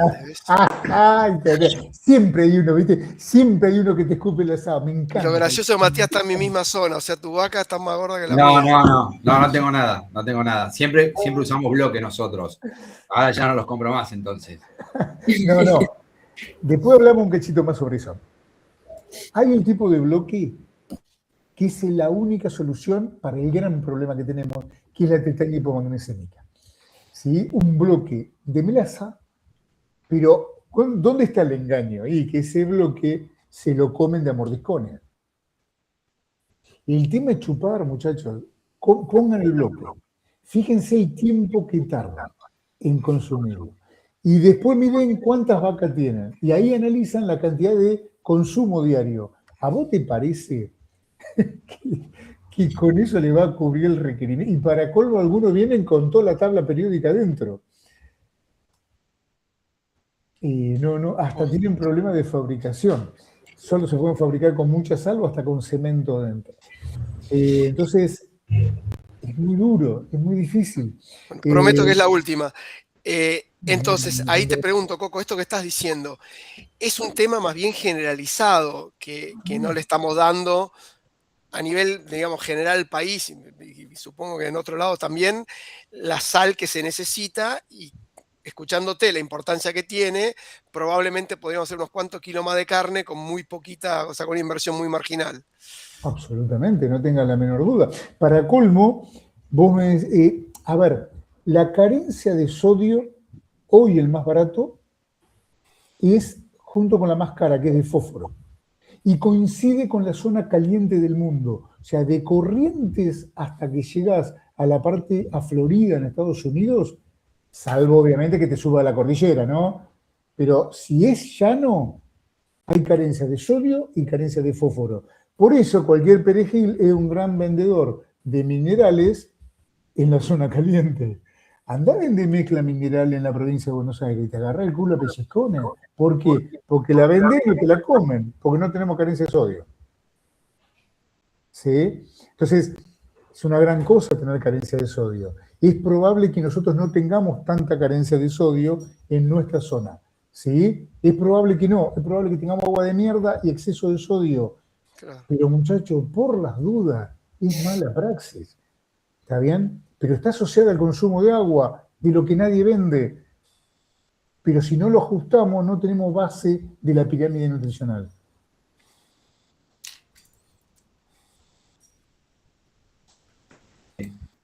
Guillermo, perdóname, tengo una consulta, porque vos haces hincapié con el tema de lechería, pero esto, el impacto también sería en cría, en recría, no, olvidate, sería lo mismo, o sea, no sé. Olvídate. ¿Sabés qué pasa, Matías? Que cuando vos le das libertad a la la vaca intenta sobrevivir. Y a veces cuando vos estás muy acorralado, qué sé yo, un Santiaguito de Bernardi tratando de darle de agua a la vaca en la guagua, allá en el campo de mierda con agua horrible. Y bueno, yo una de las cosas que le hago recuerdo siempre es lo que me enseñaron los agrónomos. ¿Qué me enseñaron los agrónomos? Un pasto tierno, todo el agua que tiene agua dulce. Entonces diluirla con eso, manejá un pastoreo rotativo, tratá de mantener forraje verde y ahí tenés agua limpia. ¿Por qué a veces ponés sal mineral y el consumo es errático? Porque a veces tenés un rebrote con un montón de agua fresca y el animal produce más, está todo bien, y vos lo que no te diste cuenta es que come más, porque toma más agua, porque está mejor, porque tiene más agua limpia. ¿Sí? Entonces, no tiene que ver con lo nutricional de ese rebrote, tiene que ver con el agua. Entonces, el forraje es una fuente de agua dulce maravillosa. El tema es que se necesita más de ustedes que nos enseñen a manejar el pasto. Pero es la fuente de agua. A mí el pasto no me interesa como fuente energética. Desde que entendí lo que es un speller y lo que es un kilo de maíz, la verdad que el pasto, en un momento digo, casi que me aburre si no fuera por el agua. ¿Sí? Entonces, un encañado de un forraje, yo lo veo como una herejía, no solo por la presencia del lignino y la pérdida de digestibilidad. Yo, perdónenme, pero lo que veo es la pérdida de agua dulce. Bueno. Así que imagínate si no corre para ustedes, ¿eh?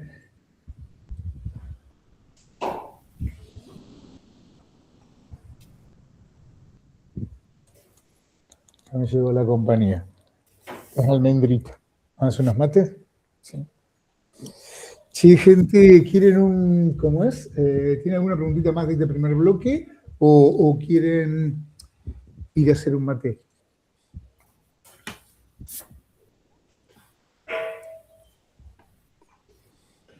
Bueno, vamos a hacer un recreito entonces. Dale. Che, ¿les parece bien qué tiempo? Ustedes me dicen, los que manejan los tiempos. ¿Pau?